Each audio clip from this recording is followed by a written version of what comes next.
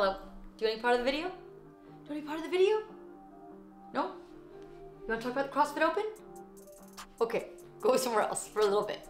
All right. I think it's going to be one of the most beautiful, effective open workouts, and definitely first workout that we have ever done in the open. We are going to talk about one of my favorite topics today, and that is the CrossFit Open. When I'm publishing this video, it will be exactly 3 weeks until the Open gets underway, and I, for one, am so excited. This will be my 10th CrossFit Open. I've never missed an Open. I've never missed an open workout. I've logged every score. If I can do an open workout, I am doing it. And it's just been, honestly, the most consistent thing in my life over the last 10 years. CrossFit and doing the CrossFit Open. And I would encourage anyone to sign up for the CrossFit Open. It is a great way to support CrossFit if you like doing that. And if you watch the games or semifinals, this is the money, paying that $20 for the Open goes towards putting on those events that you get to watch for free on YouTube. So this is an awesome way to help CrossFit, and this is just such an awesome event. I've been in the fitness space in general for a long time. Before I did CrossFit, I went to a normal gym.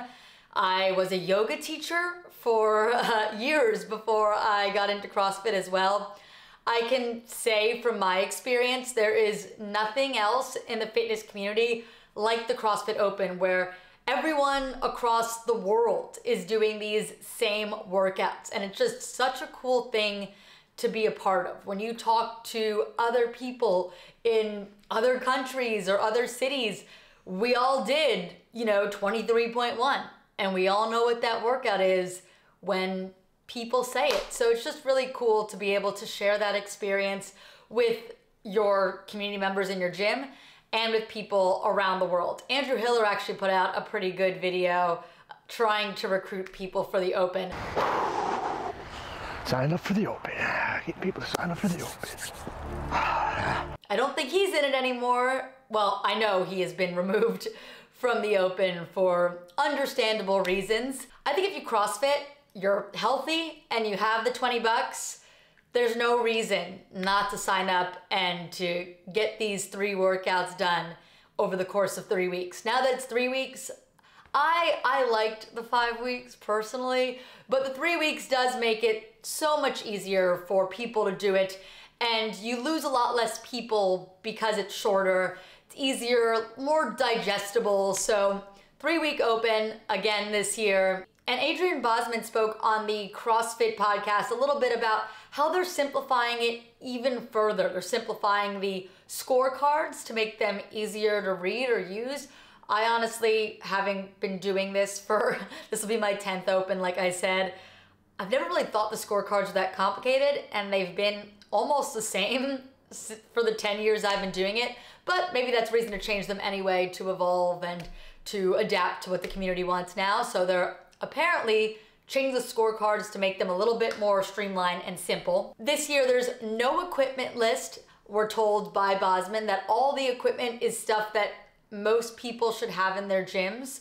So while that makes it a little bit harder for us to have fun speculating what could be in the Open, it does mean that we should all have whatever we need to do it, which also makes it a little bit more accessible. Like, we're probably not gonna see rope climbs in the Open because not every gym has a ceiling high enough to do the standard for the rope climb. And the layouts are being taken away. So there's not going to be a required floor plan like we've had in past years. There may be some stipulations for safety reasons, but for the most part, you're gonna be able to set up your floor however you want, which can change things because people would set up their floors to game things.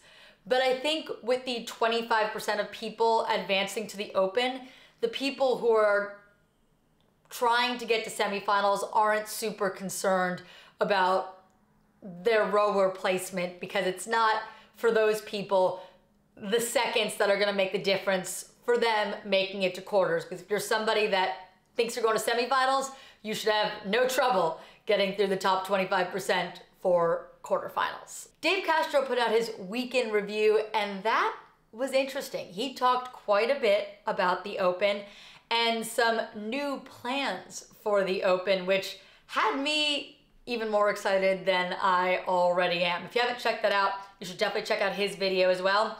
But I'll give you a little summary of some of the stuff that I think is most important for people who are doing the Open or considering doing the Open.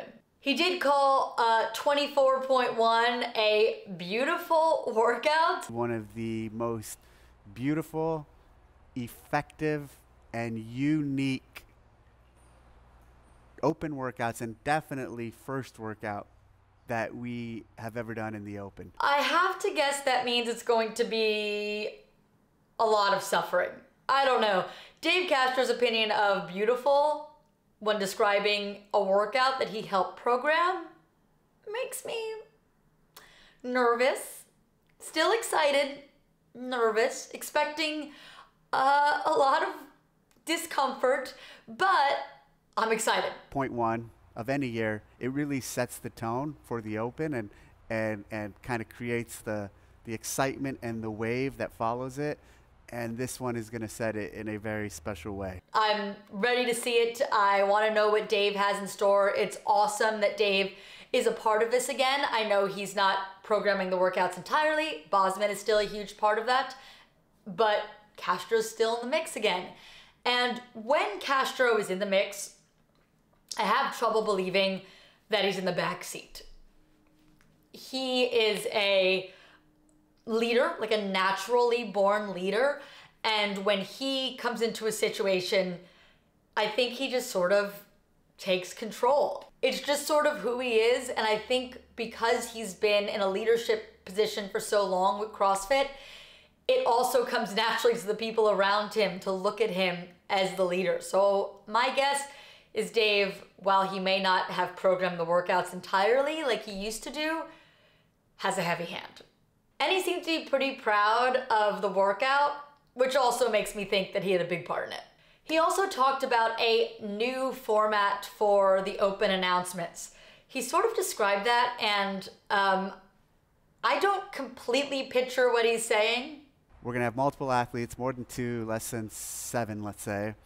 And we're going to have multiple events throughout the day of the Open announcement. So essentially, the athletes that come for 24.1 will be doing a little competition. They're going to do anywhere from, they're going to do several workouts. But it should be interesting. It's something to look forward to. I like them trying new things. I personally do enjoy the Open announcements, so I will be watching whatever they're trying this year. And I think why not try new things and see what sticks and what works, and they could always go back to the old format as soon as 24.2 if they prefer that. So we'll see this multiple athlete thing and these multiple workouts. It'll be different. Dave also spoke in his video a little bit about holding the standard, and there was someone who left a comment saying that they were concerned that their gym may not be upholding the standards. And Dave said something that I think is pretty relevant, that standards really have to come first from the people doing the workouts. You should want to hold yourself to the highest standard.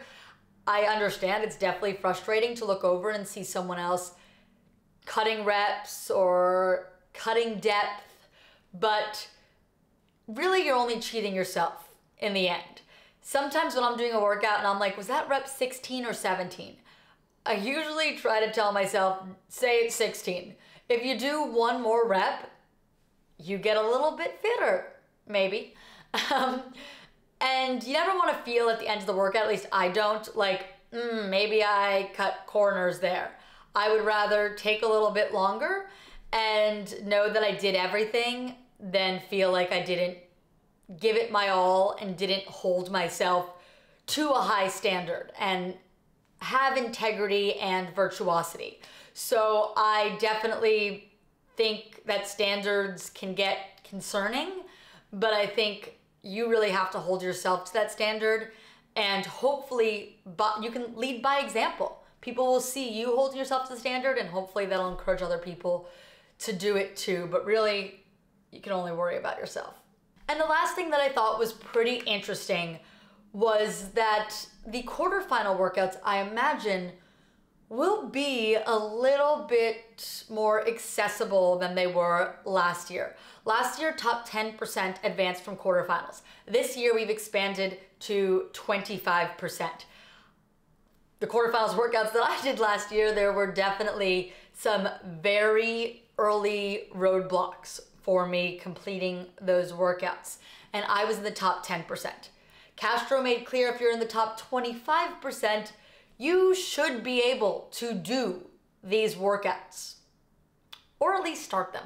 I will say this, if you qualify for the quarterfinals this year, you will probably be able to do the quarterfinals and most elements of them. So they are programmed with that aspect in mind. So I think that's interesting, and I also think that's a good thing. I think it's better if people can actually do some of the work. It is unfortunate to pay money for quarterfinals and find out you can't do most of the workouts. I think there's a way to program in a way that it still is a really good test. Oh, and they're not being called tests this year. They're workouts, and then I think come semifinals, they're going to be events.